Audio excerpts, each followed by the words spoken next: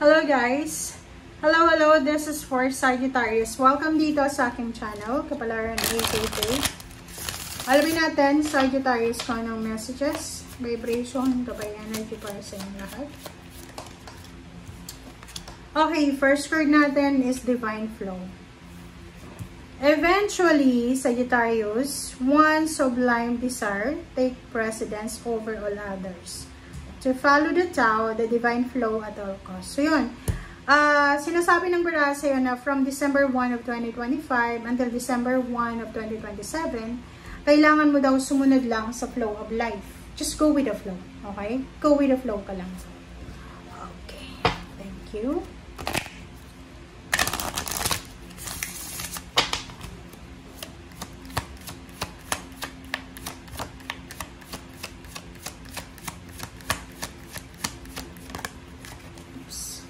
Okay. What's your thoughts? Sagittarius, kailangan mo daw bantayan ang iniisip mo. It's important to only think about what you desire, not what you fear. Napaka-importante daw na isipin mo lang kung ano yung gusto mo, hindi yung kinakatakutan mo. Eto sa mga Sagittarius na silosa, tamang hinala, iwasan nyo yan. Overthinking, overanalyzing. Bantayan nyo yung isip mo ha. Kasi yung isip natin, mapanlin lang yan. Okay? Marami tayong naiisip, lalo na kung hindi ka makatulog sa gabi. Marami kang maiisip na wala namang kwenta. So, kailangan mong bantayan ang isip mo. O ang iniisip mo.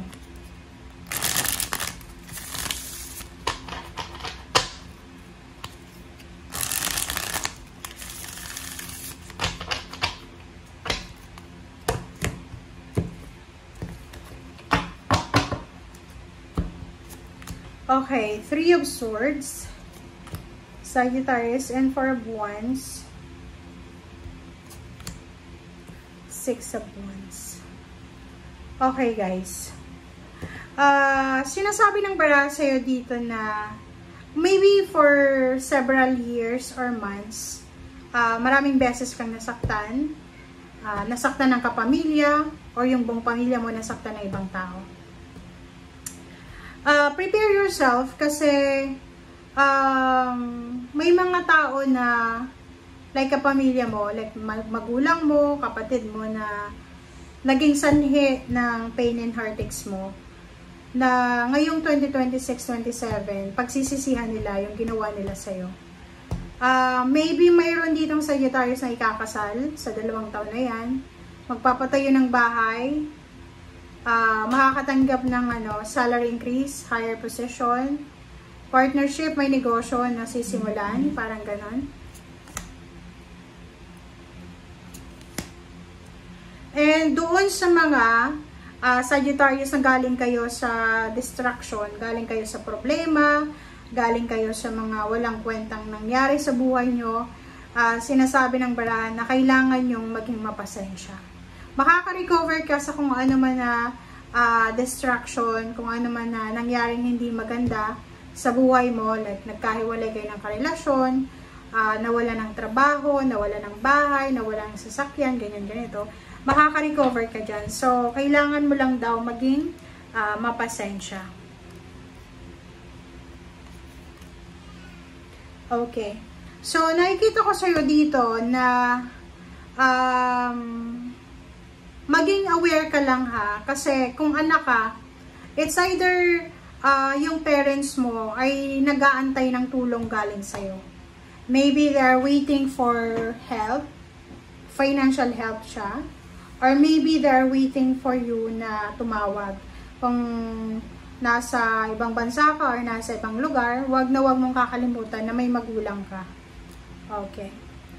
Nakikita natin dito, meron na parang kung nasa ibang lugar ka na, nasa ibang bansa ka ba, Sagittarius, or nasa Pilipinas ka,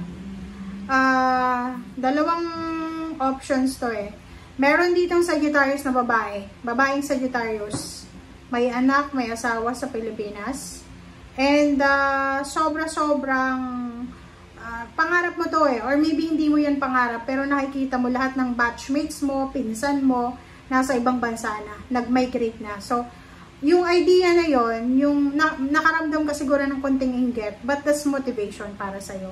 Motivation yan sa'yo na maghanap ng bansa, maghanap ng trabaho sa ibang bansa, para doon na tumira. So, dito sinasabi ng bara, pwedeng makakakuha ka ng visa, trabaho, contract signing sa ibang bansa ngayong 2 taon na yan. Hangman and Lovers. Kung single ka, sinasabi ng bara sa'yo dito na siguro yung love life mo ay hindi masyadong focus ngayon sa 2 taon na to. Hierophant, makakatagpo ka ng mentor, makakatagpo ka ng tao na posibleng tutulungan ka niya or susuportahan ka niya. Makakatagpo ka ng taong magiging parang sandalan mo, lalo na sa financial or lalo na sa emotional needs mo. Direksyon. Sinasabi ng bara sa'yo dito na isang direksyon ang posibleng ilalatag sa'yo ng universe. Ang direksyon na to ay yan yung direksyon na magkakaroon ka ng financial freedom and emotional freedom. Ihanda mo yung sarili mo kasi magiging sobrang busy ka, mapapagod ka, it's either workaholic na multitasker na na Sagittarius. Ihanda mo daw yung sarili mo. 7 of Swords, mag-iingat ka lang sa mga Gemini, Libra and Aquarius, especially sa Gemini. Mag-iingat ka kasi pwedeng traidoran ka or pwedeng gawan ka ng kwento. King of Wands, sa trabaho to be careful. Mag-iingat tayo. Huwag tayong masyadong magtitiwala sa mga tao, lalo na sa katrabaho, kaibigan, kamag-anak, or kung sino man sila. Kailangan mong maging matalinaw sa pakikipag-deal sa mga tao. Makakatanggap ka ng malaking halagang pera, it's either sweldo or kano pa man. But kailangan mong i-give up yung isang bagay para makuha mo yung lump sum of money. Parang ganun lang yun. Kung gusto mong pumunta ng ibang bansa, kailangan mong labanan yung tukso ng homesickness. Parang ganun lang yun. Okay, King of Pentacles, this is lump sum of money. Diba? So, sinasabi ng bara sa'yo dito, Sagittarius, na kung gusto mong makahawak ng limpak-limpak na salapi, kung gusto mong maging financially stable and secured, kailangan mo daw na maging willing na mag-sacrifice. Yung nakikita natin sa barahan na to, nakita na natin to several readings, diba? Na sinasabi sa inyo na isa sa mga possible na maging rason para umasenso ka is wala sa Pilipinas, sa ibang bansa. Okay? So, thank you guys for watching and see you again. Bye!